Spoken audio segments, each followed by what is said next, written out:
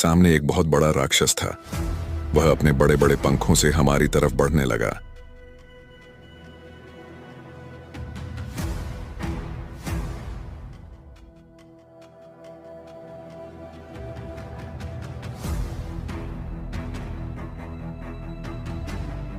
फिर वह दूसरे जहाज को अपना शिकार बनाने लगा और एक एक करके सबको अपने पंखों से मसलते चला गया।